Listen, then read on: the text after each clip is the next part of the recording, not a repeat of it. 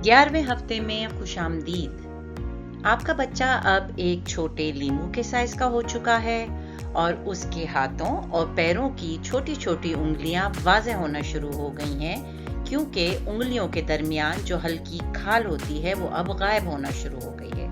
लिहाजा हाथों की 10 छोटी उंगलियां और पैरों की 10 छोटी छोटी उंगलियां अब वाज़ेह नजर आती हैं और उसका सर अब अपने धड़ के मुकाबले में आधा या 1/3 हिसाब से होता है।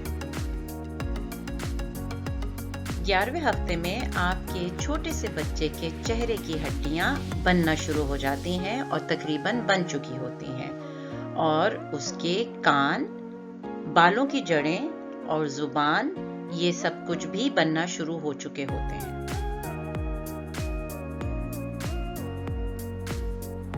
इसी दौरान में आपका बच्चा जिस पानी के अंदर मौजूद होता है वो उसी पानी को निगलना और उगलना भी शुरू कर देता है और हालांकि आपको महसूस नहीं होगा मगर आपके बच्चे को हिचकियां भी आती हैं और वो कलाबाजी भी खाता है और लाते भी मारता है।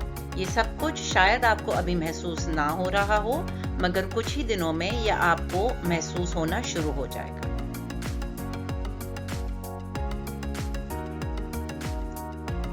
जब आप अपने पहले सहमाई के इख्तिताम के करीब होते हैं तो आप अपने जीनियाती टेस्ट करा सकते हैं। तो अगर आपने ये फैसला किया है कि आप अपने जीनियाती टेस्ट कराना चाहते हैं तो ये अमल अब शुरू किया जा सकता है।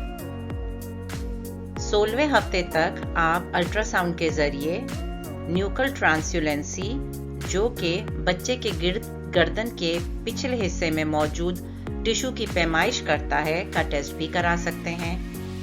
आपके डॉक्टर आपको कुछ खून के टेस्ट और अल्ट्रासाउंड और आपकी उम्र के हिसाब से डाउन सिंड्रोम के लिए कुछ टेस्ट कराने को कह सकते हैं। अगर आप चाहती हैं तो आप अपने वो टेस्ट इस दौरान में करा सकती हैं।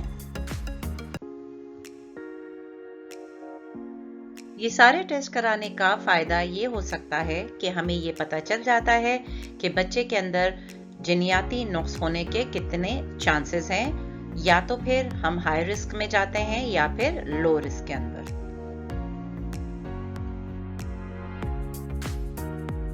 इस दौरान में वर्जिश एक आखिरी चीज होती है जो आप करना चाहेंगे।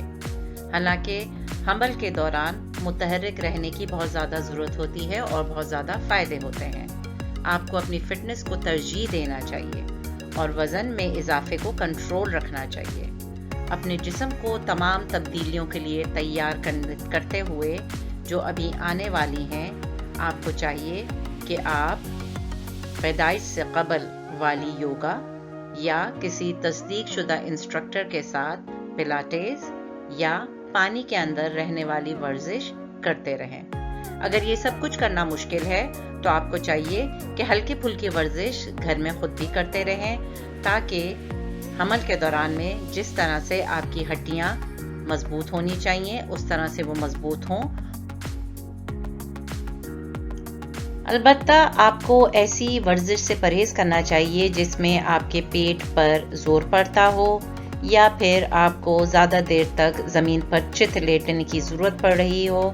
बहरहाल कोई सी भी नई मामूलात को शुरू करने से पहले आपको चाहिए कि आप अपने डॉक्टर से मशवरा कर लें।